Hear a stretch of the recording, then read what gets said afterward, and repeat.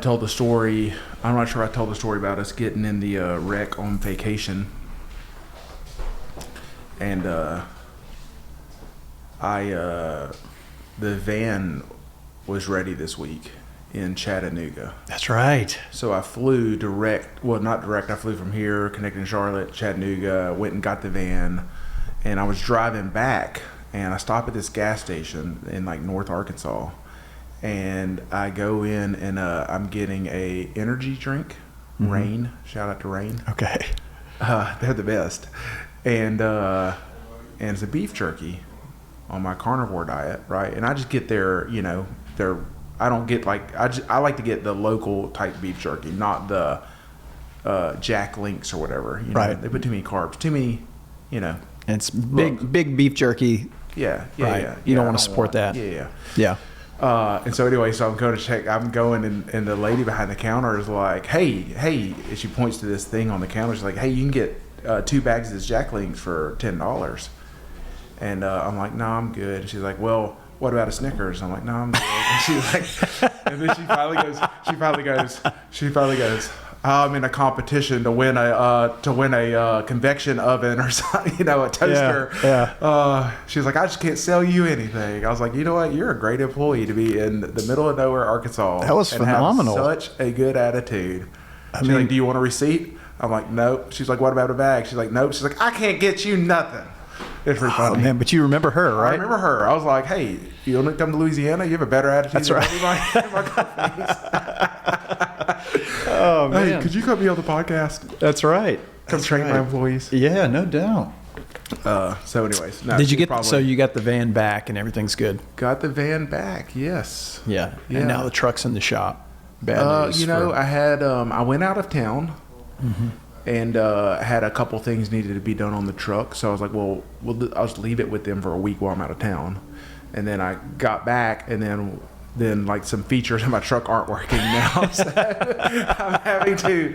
But like, man, it's just hard. It's like, dude, I just can't not have a vehicle for a day. Right. And, I guess I could Uber around town. Mm-hmm. So. Do we have Uber? I think we have an Uber. I use Lyft. Personally, I like Lyft. You Lyft from Benton to where? So we have taken a lift from, I'm wondering if we lifted to our house. No, we have lifted before from our house somewhere. And it was like a coach at Airline High School. I like talking to him. He's like, oh yeah, I coach football at Airline. I'm like, okay. And do you think they serve Grand Cane? It'd be easier for you to get a ride from the city out, So the furthest I've ever lifted was from is it Charleston, South Carolina, to Savannah. Wow. Our flight was canceled, and we're stuck in the DFW airport. Yeah. And on our anniversary trip, this is like 3 or 4 summers ago, and I'm like, look, we just got to get somewhere close. So it's either Charleston or Atlanta. And so we went to Charleston, and I had put in for a lift, and it was like $80. And I walk out to the guy, and he's like, dude, they take half my money. I can't drive you to Savannah for $40. And so I was like, here's a $100 bill. And he's like, okay, done. So we drove with the dude. Now, Laurie, the hurricane that came through Florida, this was like 2 years ago, we were going to Orlando. Me and Adam went. It was a business trip. And then him and his wife, my wife and his wife were going to meet us on day 3, and we're going to spend a couple of days, go to Disney or whatever. And this hurricane kind of comes through or whatever. So anyways, all their flights start getting canceled. And the closest they could get was to Jacksonville, and they Ubered to Orlando. How far was that? I think it was a couple hours. Wow. Yeah. Yeah. So different day and age. So maybe they serve Grand Cane. Maybe, it's kind of crappy though, because somebody takes you to Grand Cane. Well, they can't make money on the way back. On the way back, right? What are they going to do? Nobody's getting that ride. Around? Yep. Yeah. We're going to post up at the relay station and just wait. We're going to wait and see if anybody needs to go to town. So that's been going on. Went to Boston. Okay. Tell us about Boston. Have you been to Boston? I have. Yes. Yeah. That's a cool city. It was very cold when I was there, just for the record. You know what? This is crazy because I don't know if we talked about this on here, but I'm a planner. Like I don't Like I got to have a plan. I got to have an agenda. And so I book our restaurants, weeks in advance, so that I make sure we're eating some good food. And I booked everything with outdoor seating because I'm like, it's Boston, Sure. right? I mean, it'll be hot, but not like Louisiana hot. Sure. Yeah. I Temperate. didn't think about it being on the coast though, like on water. And so it was pretty humid, very humid. 90, 94, 95 degrees, but 100% humidity. So it was Really? pretty warm. Yeah. It was that warm. Yeah. And I packed all pants. Yeah. So I was pretty warm. Yeah. Now there was a cold front that came through. So the second half of the trip, it felt a lot better, but yeah, pretty warm. But You don't really think about it. Obviously, living here, we don't Yeah. just stare at the map of other places. Boston's way up there. It's I think way that, up there. I think that the thing when you think of the temperature is, yes, it was not near as hot as it is in Louisiana, but at the same time, we just don't do things outdoors when it's 120 degrees. Yeah. Like I'm not walking 18,000 steps to Correct. historical to things. Paul Revere's house. Exactly. Yeah. I mean, not even sure we could. Is there even a sidewalk in Northwest Louisiana? Not many. So there's not really. Yeah. So, but yeah, just walking. Yeah, the Freedom Trail and all that. But no, you're right. Because like I don't have a great sense of where I'm at. Yeah. It's like some question came up the other day about like where's some country at, or one of my kids asked. I'm like, you could give me half. I could maybe get it on half of the globe. I could guess it's on this half of the globe. Okay, You gotcha. know? But Yeah. when I'm thinking of Boston, it is way up there. It's way up there. I mean, it's like, Yeah. I was like, you could drive. I don't know why I even looked, but it's a 3.5 hour drive to New York. Right. It's 3.5 north of New York And City. for us, we look at New York and we're just like, oh my wow, God, that's this way is up like in there. the Arctic. That's like right by Canada. Right. But Boston is you just keep going. Yeah, you keep closer to going. Canada. Right. And what's crazy to me is that, when everybody came over in the beginning, Yeah. I mean, how cold would that have been? That would have Yeah, been well, so then, rough. but then I think of like when going through history and stuff, and they're like, oh yeah, the southern states like Virginia. Right. I'm like, Virginia's not southern. Yeah, no, exactly. I remember having the exact thought of, like, these people came over and they stopped in Boston, and it was so cold. I just would have been like, look, North Carolina is just right down Yeah. the road. Well, what if let's they would just have landed? let's just take it what on if they down to would North have landed in Carolina. Louisiana? They'd be like, these beaches suck. Yeah, that's right. That's this right. beach is horrible. Yeah, but I would have kept going. I wouldn't have stopped in Boston. I would have said, you know Yeah. what? Let's get to the Carolinas. We Yeah. can make it work. So they did. Yeah. There's just a lot to do, man. We were there for 5 days, 4 nights. Thanks to CrowdStrike, we got a bonus day in Boston. Oh, that's Thanks right. a lot. That's right. CrowdStrike. Yeah. That's why I use Max. Okay.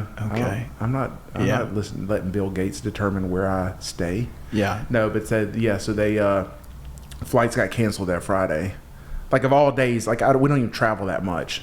We fly like 2 or 3 times a year, and of all days, it was the day that like the whole world collapses because of this update. But Did you it got affect out. y'all? You got Did it out. affect a lot of people with registers and stuff? Okay. Nope. So this is crazy. That one delay cost us $2,000. No. Yeah. Wow. Well, Delta still hasn't caught up on their trips. Oh yeah, it's a mess. And we were flying Delta. They were the ones hit the hardest. Like it Right. might bankrupt them. I read yesterday. No. They still are behind. They're still canceling thousands of flights a day. They haven't been able to recoup. Okay. And so like we had to switch airlines. So like, I was thinking that, man, what do people do that? I mean, I'm like, not to sound arrogant, but we had means to make accommodations. But like, if somebody doesn't have an American Express card available to book a new flight, I mean, they just literally, the next flight to match what we were doing, this happened on a Friday, the next flight to match what we were doing was Sunday night. So over 48 hours later. Yeah. And so if someone doesn't have the means, they literally are just going to live at the airport for the next 2 days. Mm-hmm. And we got there the next day, and there's people just sleeping everywhere. Yeah. We flew into Houston, got to Houston. I mean, thousands of people in line to get their baggage that they had checked to fly into Houston, and then their flights got canceled. And so like now they're just these lines, and just like as far as you could see, suitcases tagged, and there's one by one going up to me like this is like describing their bag, and they having to go find it. I mean, it was chaos, dude. Well, in a way, you could say it is kind of amazing how normally it all works so well. Yeah. You know, isn't it crazy? Like how well, just dude. I mean, if anybody wants to cause chaos, I mean, and they don't want to drop a thermonuclear bomb, they just need to take down our network. Yeah. I mean, chaos. Right. It was crazy. Right. I mean, nobody knew what to do. I'm sitting over there. I'm like, okay, I'm searching every airline for any flight to leave that day. Couldn't find a single one. Mm-hmm. Then the next day, I found one with a different airline, but it was, $1,200 for me and her to fly direct to Houston. How much to Uber home? No, so we had to rent a car. But here's the thing with the car rentals. You got to rent it for a whole week. They won't let you do it for a day. I was like, I need to rent a car, drive 4 hours, and bring it right back to Enterprise. They're like, they're not going to let you do a same day or even a 2 day because the demand's so high. You got to book a whole week. So that charge was $1,000. Airline flights, the cheapest hotel to stay because we had already checked out of our hotel. Yeah. The cheapest hotel was, $300 a night in Boston. Right. So wow. Ooh. Got a little Got us a excitement. little, yeah, that's exciting. I don't know if they can hear that. Hey, Excitement by the going way, when we were talking to Jenny on the last podcast, this bird just smashed in the window. I was thinking, we haven't heard the birds, and I see this bird just smashed in the window. So anyway, so all that, and then of course dinners and food, and then gas in the rental car. Up. Sure. Dude, I mean, it was very frustrating. Yeah. And I don't handle those situations very well. Right. Well, welcome back. We're glad to have you. We had a great time. Yeah. Great time. Sounds like a great time. Good place. Yep. Go to Boston. Good place. I mean, there's so much stuff we just didn't even get to. Right. Well, as a professional, I have to lean into this beautiful transition you've given us. Today's topic is about crisis management. Crisis. Chaos. Right. And so you literally have been in the throes of chaos and crisis with the airlines. Yeah. But you wanted to talk today about how to get through a crisis. Yeah. Why did you want to talk about this today? Well, I think that this is something actually I did a talk a couple of months ago with my real estate agents because it tends to be, when you think of real estate, you've bought and sold a house before. I mean, emotions are always high, right, on all parties, and there's probably 10 parties involved. And a big part of what a real estate agent does is really crisis management or really managing emotions, right, in this thing. And what I tend to see is a lot of characteristics that make a real estate salesperson a really good real estate salesperson. The double-edged sword is that, in crisis mode, it is 0 to 100 in 10 seconds, right? And then it's just like, everything goes berserk, right? So my talk was really about like, what do we do in moments of crisis, right? And so just kind of talking through how to handle that. So it was good because in that, the best way to learn is to teach something, right? You've heard that. And so since I've taught that, I've been very aware of how I'm handling crisis situations or what I might perceive as crisis. And, we use the word crisis, but let's be honest, 99.9% of the time is not really crisis, right? We perceive 100%. It as a crisis. Yeah. And that's it, right? It's perception is reality. So in the moment, we are taking on the feelings and the pressure of it actually being a crisis because that's how we're perceiving it. And so it's really hard. And what I find that's difficult for most people is taking yourself out of that, right? I mean, it's almost like an outer body experience and be like, hey, that's me down there experiencing this crisis, but this is me up here. Let's think level-headed about this, right? Yeah. And let's kind of, right? Because I think that what just human nature, we have to have some kind of order to things. Like we're okay with bad news if we can make sense of it and put it in order. Mm-hmm. But when we're in crisis mode, it's very hard for us to do that. Yeah. We're depending on emotions rather than, some logical thinking. Right. Those circuits get overridden pretty quickly. Yeah. Yep. I was doing research this week on the topic. Oh, nice. And I pulled up several experts on YouTube. Okay. And, you know, when you're telling me about crisis management, so I would look up what some of these people were saying, Harvard Business School, and then, you know, this lady who's speaking to this massive company, you know, who dealt with BP during the oil spill. And what was so interesting listening to these people talk about crisis management, number one, I felt like they were completely I felt like to a degree they had it wrong. Okay. And so we know. Now, let's start with some definitions. So the definition of crisis should be a novel thing, right? It shouldn't be the same problem that pops up every week. That's not a Correct. crisis. So, yeah, I would say a crisis moment is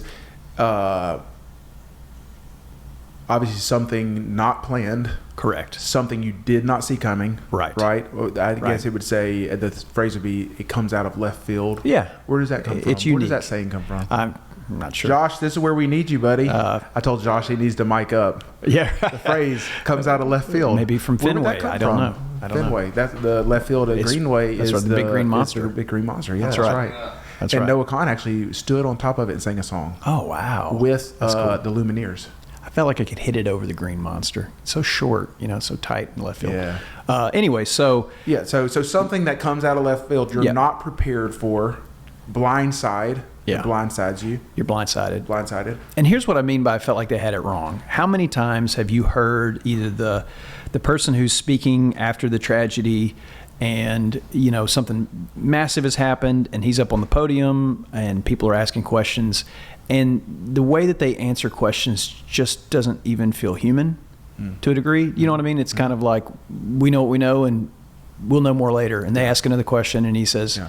we know what we know. And, Yeah. and he says it 100 times. Yeah. Right. And so when I'm listening to this lady who was dealing with BP, you know, you could kind of hear that sort of corporate, like, don't say anything to get yourself in trouble, be Yeah, very politically safe, correct. be very politically correct, be very guarded, only Yeah. say what we know. And, you know, But that's not how you talk in a normal conversation. never.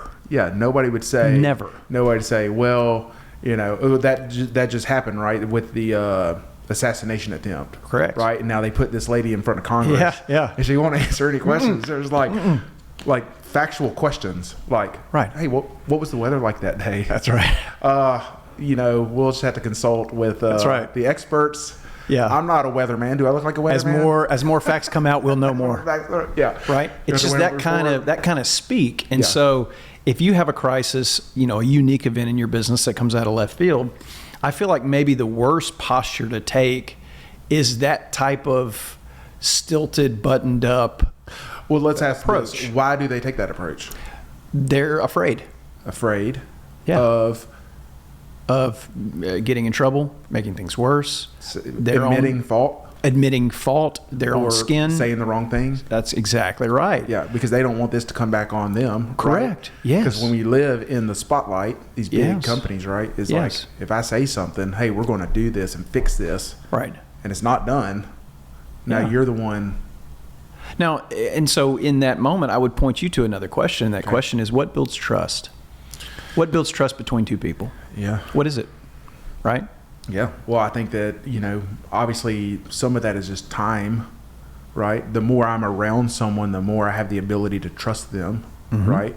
And so I think that trust is built in everyday occurrences, right? I think that trust is built a little bit over time. Yeah. Now, I would also say, you know, this goes back, Malcolm Gladwell has a good book.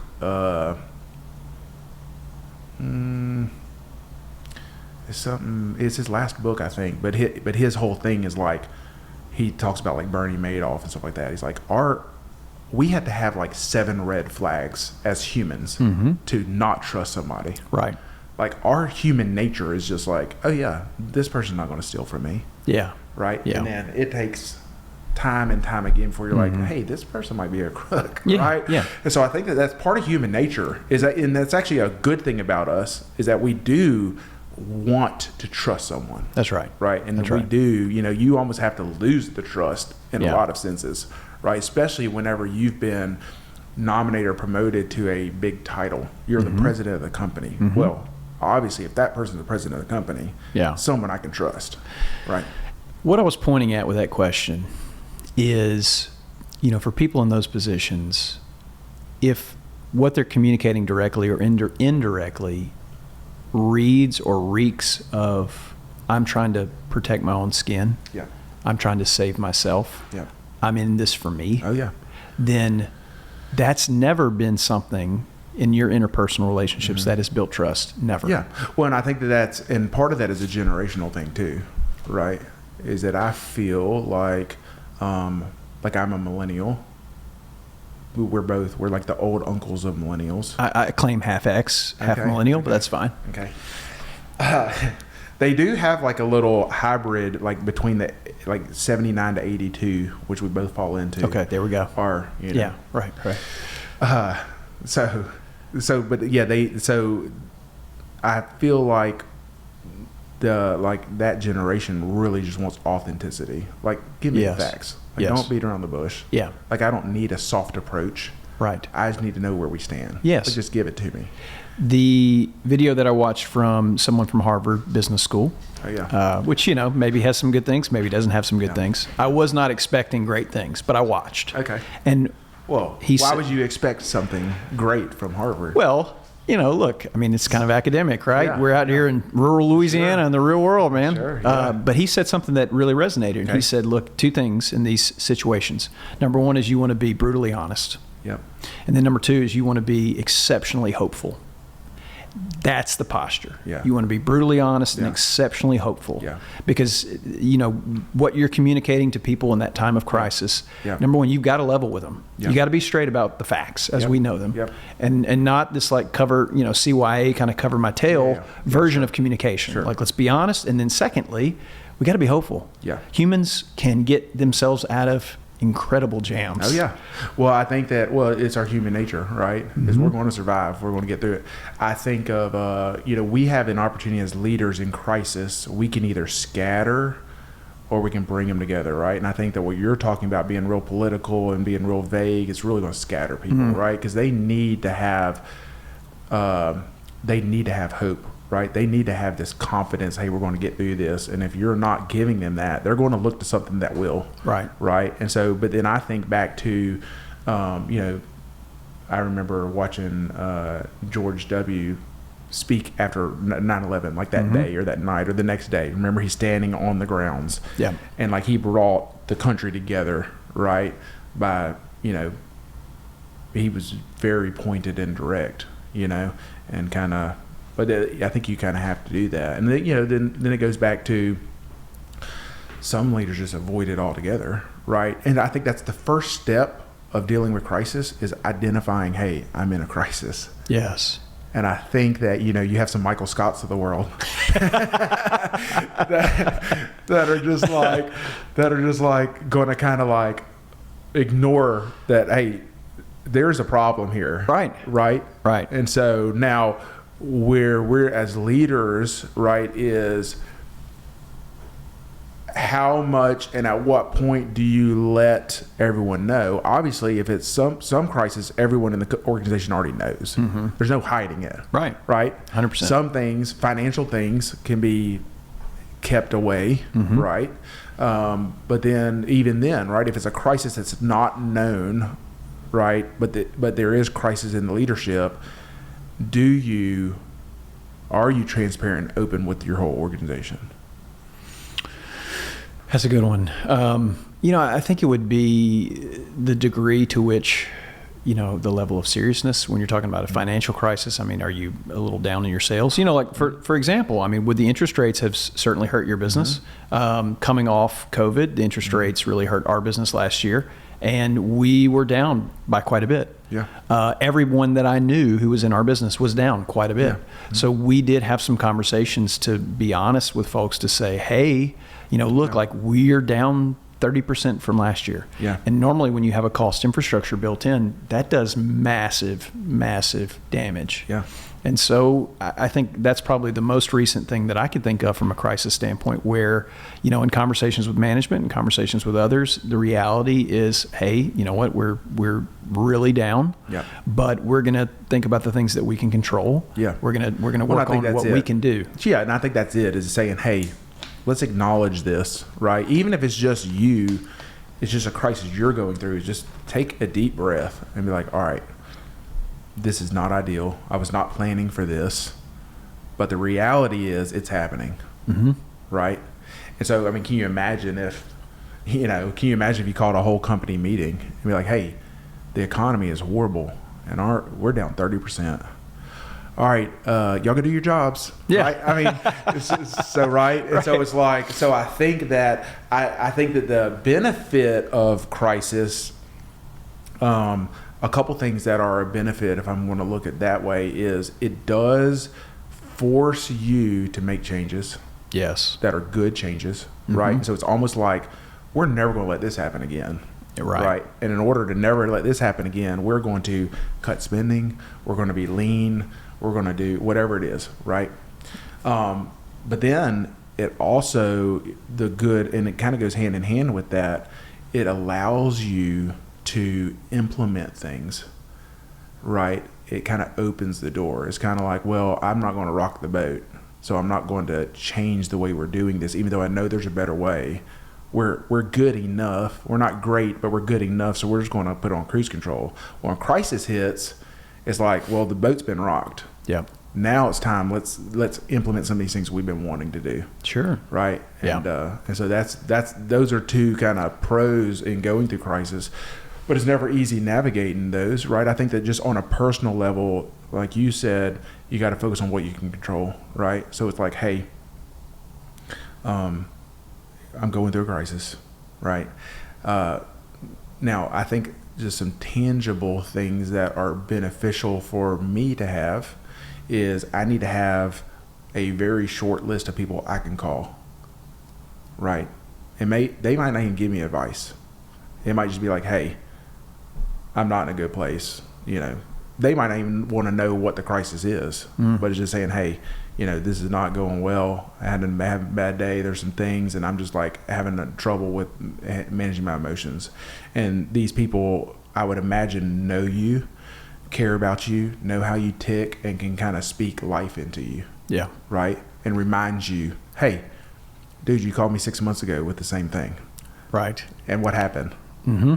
Oh, well, the next day everything worked its way out. I focused on some stuff, made some changes. Everything's great now. Yeah. Right? Yeah. And they can remind you, hey, this has happened before. Right. Because as we mentioned before, those circuits get overridden. Maybe you lose your ability to see things clearly. Yeah. And that person can come and help you find ground level truth. Yeah. What is true about this situation? Yeah. Right? Sure. Because when crisis does hit and we're in crisis mode, we're thinking worst case scenario. Mm-hmm. Yes. 100%. Yeah, there's no solution here. It's over. I'm done. This is over. That's I've right. said it before. It's like my bottom line is, yeah, our family of 6 can live in a 1-bedroom apartment. My wife will still love me. Well, that's right.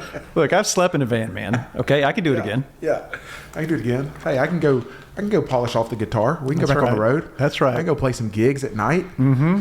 Yeah. So it's worst case scenario, right? And, right. And man, it can be paralyzing. I think that's what happens, right? Is that the crisis mode can paralyze you to a place where you can't take action. So you really have to process it. Yeah. And unfortunately, most of us don't want to be viewed as weak. Sometimes we don't want to admit the level of a crisis, and so we just hold it in, and it's paralyzing, right? Yeah. And so then most crises are going to work themselves out. But if you don't take that time to grow and learn and make some changes and improve, you're just going to hit that crisis again in a couple of months, right? Yeah.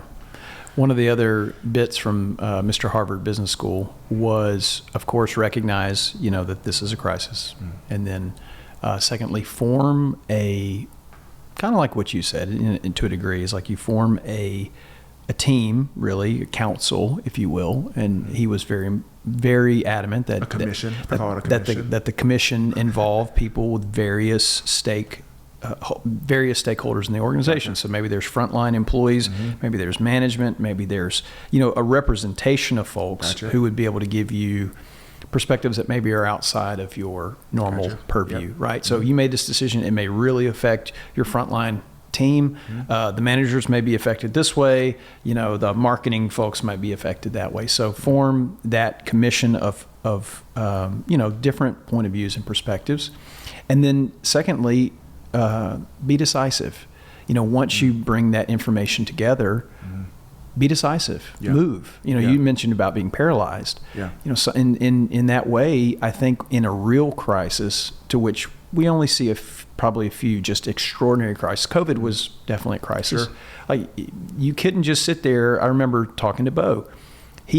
They came up with some great ideas, and he executed on them quickly, and amazing things happened. But he could have just as easily as sat in there and gone, "Oh, I'm done, and I'm just going to sit in my chair and scroll Twitter." Well, and he even says, a lot of their success now is based off of how they handled that crisis. 100%. Yeah. 100%. Yeah. And so, I think that it's, obviously with COVID, that's on a huge level, right? But I just think and it's funny because some of my people will be like, "I know you don't like to hear bad news." I'm like, "No, I don't not like to hear bad news." Right. I want to know why this is happening and what the solution is. Yeah, right. And I think that's it. It's the best way I have found to motivate an organization or a group of people or a team is to build tension. You have to build some tension first. Build tension. What do you mean? Tension. Like they have to feel the weight and concern of something, right? So like if I'm going to be hired to go speak to an organization, right? And I want them to motivate them that they're going to go increase their sales, right? I have to almost paint a picture of, man, what's going to happen if sales aren't increased, right? Right. Like, so you build this tension. Hey, it's down 30%. Well, if we stay on the path we're on, this is going to be the outcome, right? And so you kind of build this to where they feel it as well. But then you have to release the tension, right? You don't just leave it there, because then you have a whole organization of stressed out people. And so then it's a turning point. Hey, here's the good news is we have great people in this company with some great ideas. And here's some ways we're going to overcome this, right? And that's how you get them on board to institute change in an organization. I was going to say that sounded more like the playbook for change management, which is essentially do exactly what you've done. As you come in and you say, here's the reality. Yeah. And if we don't change, there's a good chance that we will not look the same as we look today. Sure. Well, and I think that's when I talk about crisis, it has to lead to change, right? I mean, or maybe a change in your organization is birthed out of a crisis. Really, it's just a missed opportunity, right?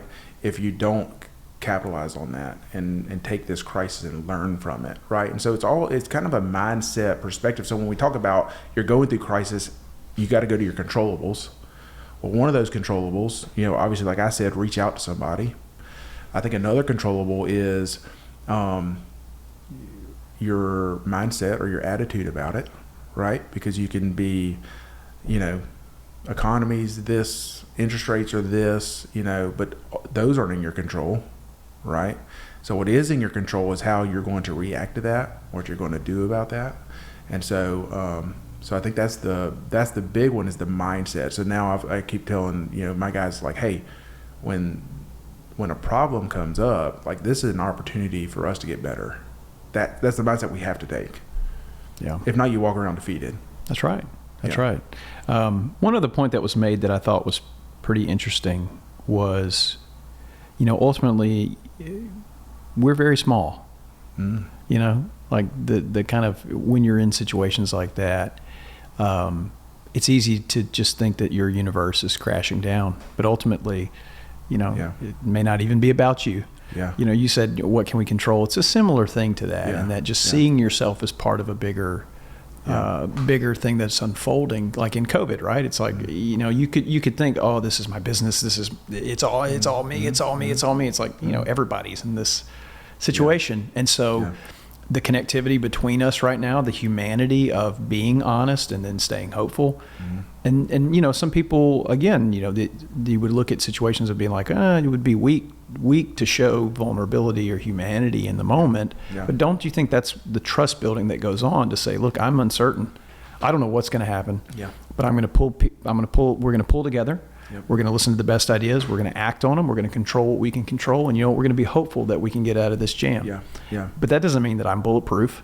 Yeah. And that doesn't mean that I have all the answers. Yeah. But ultimately, you know, just kind of seeing yourself as being a little less, what's the word? A little less ego driven than what we find ourselves in that moment. Yeah. It's all about us. Yeah. It's all about us. Yeah. And, you know, I like to just say when my team, if something comes up or there's crisis, I'm just like, hey, and it goes out of left, it blindsides them because I'll say, this is a good thing.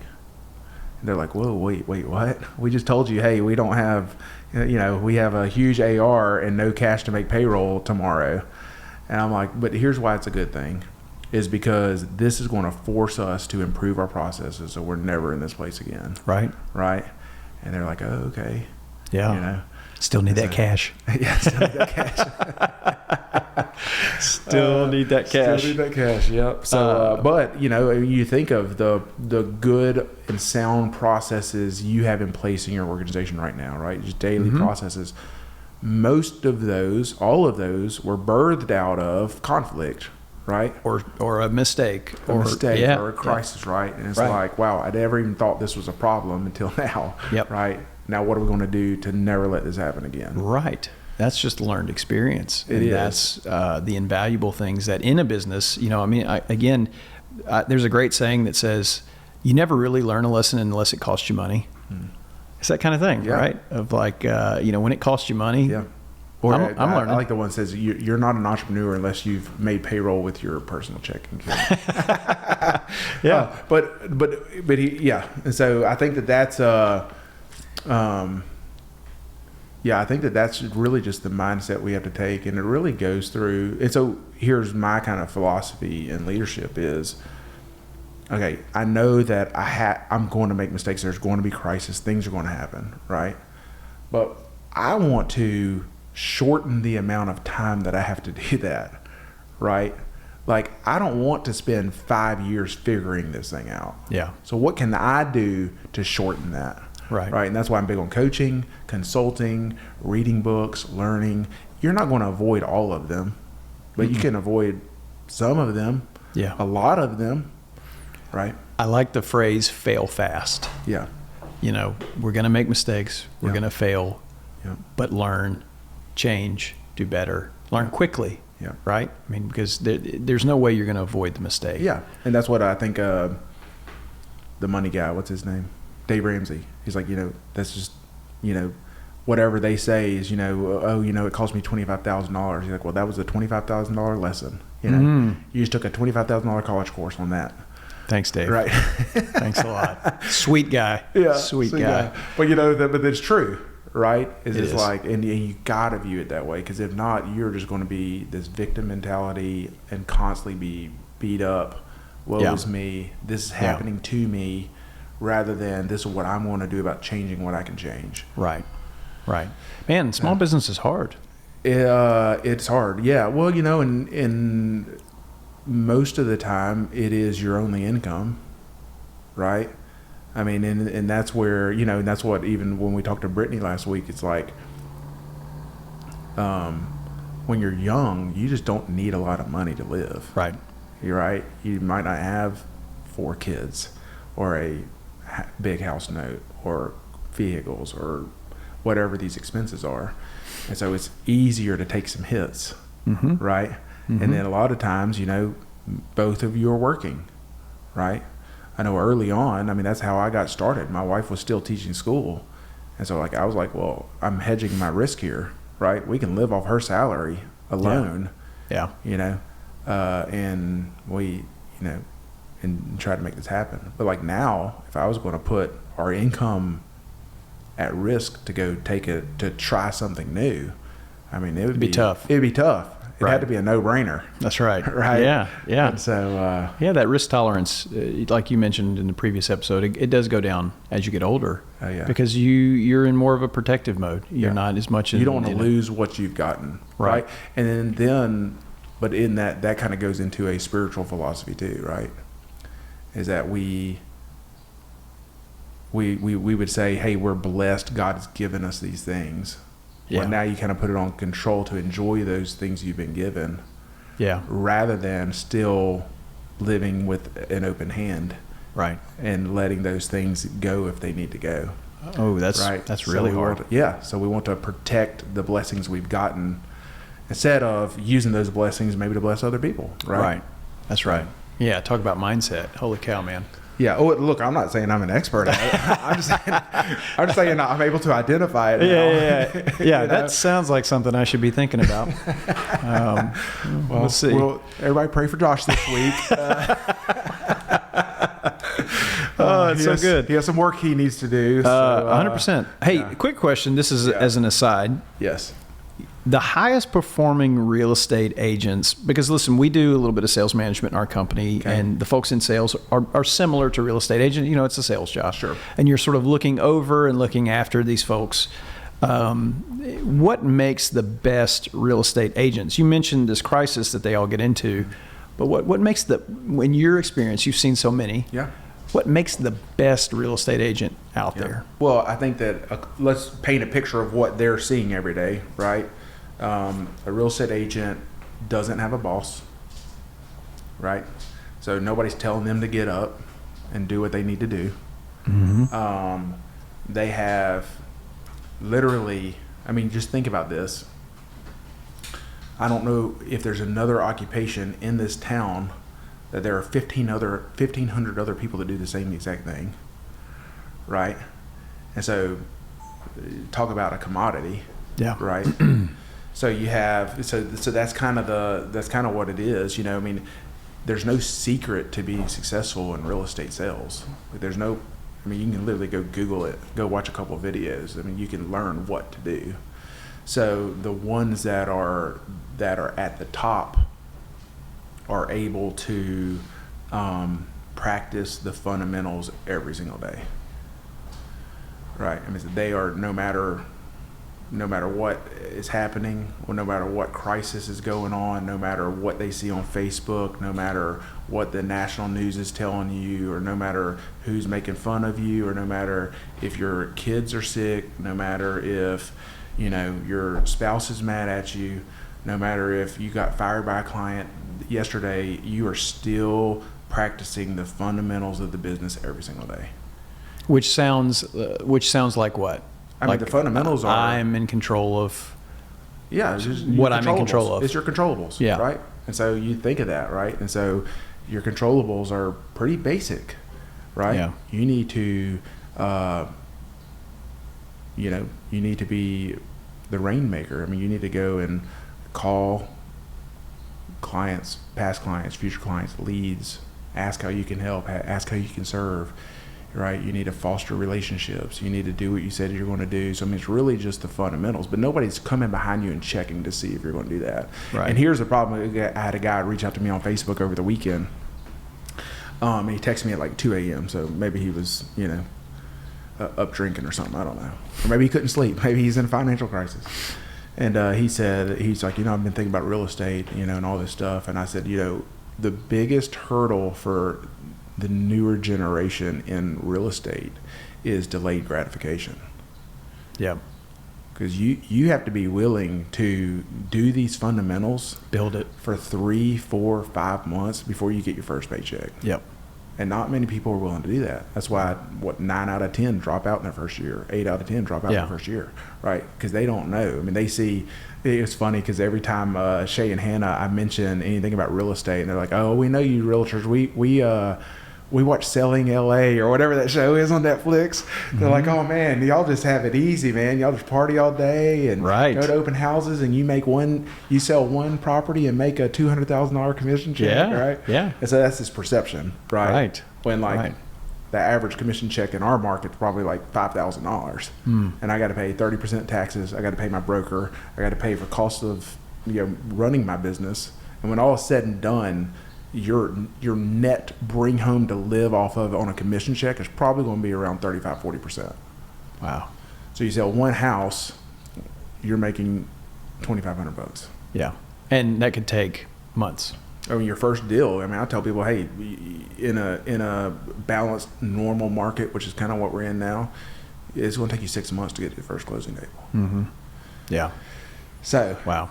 So I mean, it's not. But the ones that are successful, I mean, because man, it's so easy. And Brittany even mentioned it, is like looking on Facebook and comparing. I mean, that is the biggest problem with the real estate sales agents, right? It is because look, social media it's a trap, right? I mean, you are literally, you're the only one that knows the absolute truth about yourself. It's a distorted reality. Yes, and you're comparing to the false reality of everybody else. Yeah. Because nobody else is putting on Facebook. Oh yeah. What's like, really this is going what on? I look like it.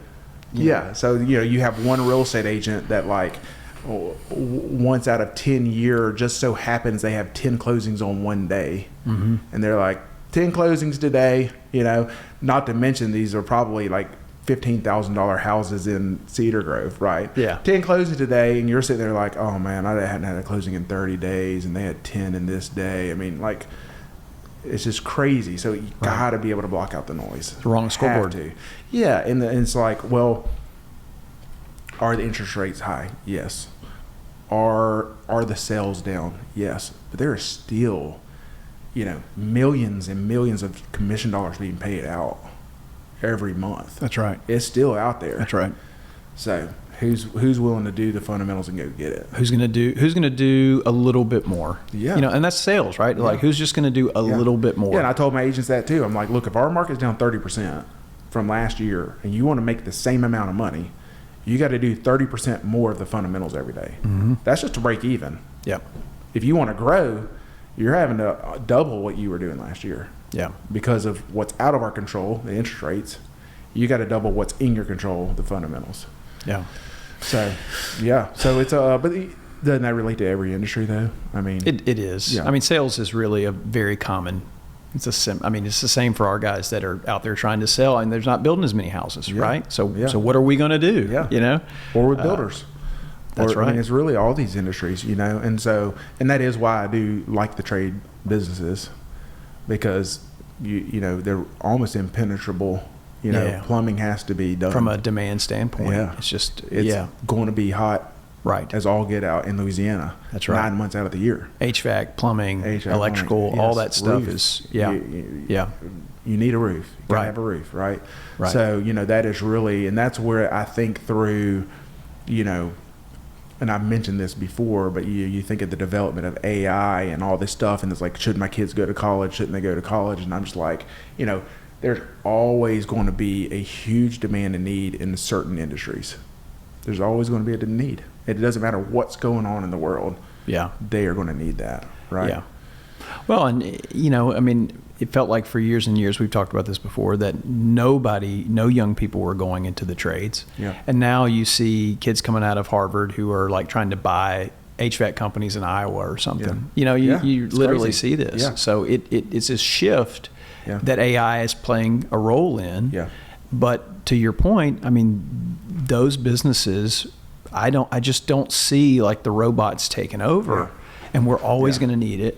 And, kid may not be exceptionally passionate about plumbing. Yeah. But what if he is good at team building, right? What if he can come in and build a great team of plumbers? Yeah, sure. He could mop up. Oh, yeah. Like, Yeah. Another huge one, if you do go the route and want to go to college and in a field, is I tell anybody that doesn't know what they're going to do and they're going to college, I'm like, go into finance. I mean, it is our currency. Right. Like, and it's always going to be our currency is like what drives everything. Yeah. So the need, I mean, it's crazy how much, like, talking to CPA firms and stuff, it's like we're having to outsource all of this to other countries. Yeah. Because we don't have qualified people here to do this. Right. Isn't that crazy? And that's going to get, that's going to turn into a tough customer experience, I think. But now, they're not they're not posting videos of them up on the rooftop pool every weekend having fun. You know, like, they're not influencers. Right, Okay. right. Okay. They're pushing paper and doing spreadsheets and so. That's right. But they're some people love that. You know. Hey, a freak in the couldn't do it. sheets. A freak in the sheets. Yeah. Okay, I like to call myself that. Okay. I know my way around Excel. Okay. Yeah, but you know, I mean, so, but I think that's also part of it too. Is that, you know, if you really want to get into the ideology, it's this like American dream concept. You know, you see all these people. Oh, well, I want to have freedom. I want to travel the world. I want to do all this. I'm like, well, you know, some of it is like you just need to go work your ass off in your 20s and 30s Yes, and 40s, then go do those things. that's right. Right. And That's right. we just want to skip. We want to skip all that. Yeah. Right. Well, instant gratification. You said it earlier. Is definitely instant gratification. And, you know, Yeah. I think that Steve Jobs quote, you know, the joy is in the journey, Mhm. is like, because like, I don't, you know, you think of people that are at that stage of life, most of them are still working to Yeah. some extent, right? Is because you get to that point, you're like, okay, now I do have the freedom to retire, to go travel and do these things. And a lot of them are like, I mean, that's fine for like a year, but like I find true joy in like being productive in Yes. the world, Yeah. right? I think I would love to hang out by the pool all day. Well, That sounds like a lot of fun, yeah, yeah. but it probably would get old. It would get old. Yeah. So, so there you go. Handling crisis. I don't know how we ended up on that. Maybe that's the cure for crisis. Rooftop pools. Here we Sell, go. sell, sell. So, well, but you know, really, the sales, what makes a good salesperson does tie in a bit to crisis management. Oh, yeah. You talked about mentality. Yeah. Uh, I mean, that's the biggest thing. The biggest Yeah. thing is how do you view crisis? We're not going to avoid crisis. It's going to happen. That's right. Right. How are we going to prepare for it? Yeah. And then what are we going to do when it happens? And it's like this podcast. I mean, do we have the 40,000 subscribers? No. Well, But what can we control? That's what the media. That's what the media tells you. Okay. Don't believe what you see online. That's right. That's right. That's right. Sorry, because of the CrowdStrike situation, it only shows 10 listeners. It wiped out the other 39,000 we had. That's right. That's right. How about local business? Oh man, you know, I was Shout thinking this out. morning. I knew you were going to bring that up, and then Uh-huh. I was like, I was going to think it, and then I forgot it. What do you have going on? Like, what? Business shout out. So here's what I'm going to throw a curveball. Okay. My local I always business. go to food, so Yeah. Well, we're running out of restaurants here. I'm going to give a shout out to my guy Shah, who owns the Grand Cane Station across the street from my house. Okay. The gas station. The gas station. Yeah. The Grand Cane Station. Yes. And here's why I'm giving him a shout out today. Yeah, do it. If you go in and ask, you want to talk about mindset, okay? Yeah. If you go in and ask the Shah, my brother, how's business?